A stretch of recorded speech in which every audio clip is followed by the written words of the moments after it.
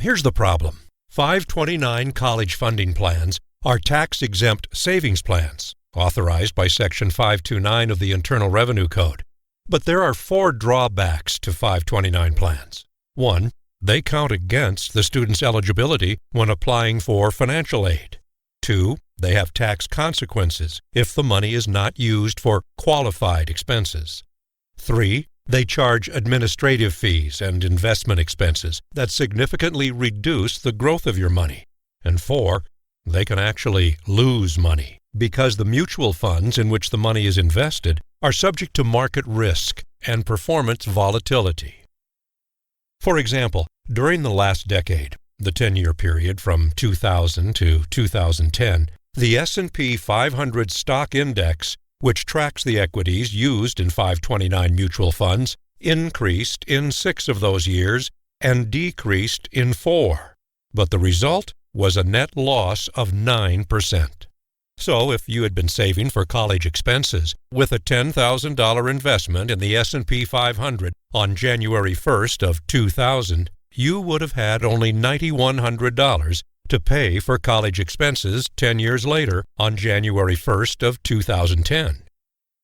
What's more, the fees and expenses charged on 529 plans can further reduce the growth of your savings. In fact, according to the Securities and Exchange Commission, it is important to understand the fees and expenses associated with 529 plans because they lower your returns.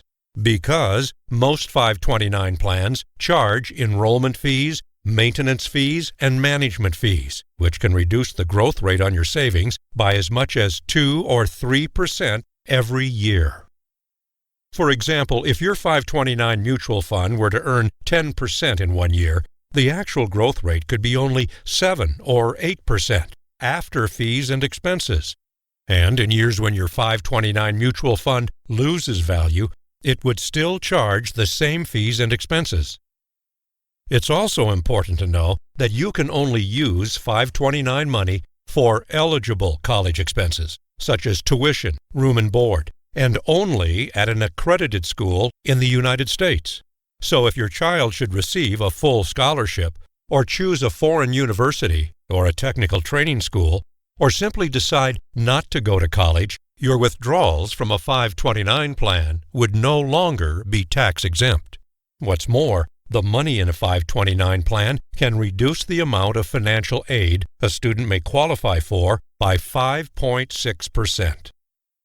So how can you save for a child's college education without taxation, without the risk of losing your money, without limitations on how you use the money, and without counting against your financial aid eligibility? With a 7702 college funding insurance contract, so called because it is subject to Section 7702 and Section 72E of the Internal Revenue Code, which allow you to earn interest on your savings without taxation, and also allow you to use the money any way you want, without any limitations or restrictions, through tax-free loans, guaranteed in the contract.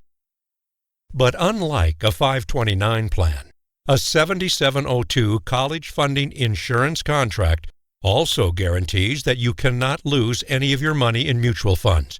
What's more, the money in a college funding insurance contract does not count against the student's financial aid qualification. So ask yourself this. Now that you know the 4 major drawbacks to a 529 plan, does it still make good sense?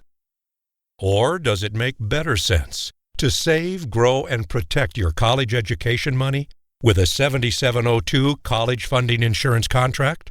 A contract that also gives you tax-exempt growth on your money and tax-exempt access to your money for any purpose, even if you don't use the money for eligible expenses, and all without the risk of mutual fund losses you get with a 529 plan?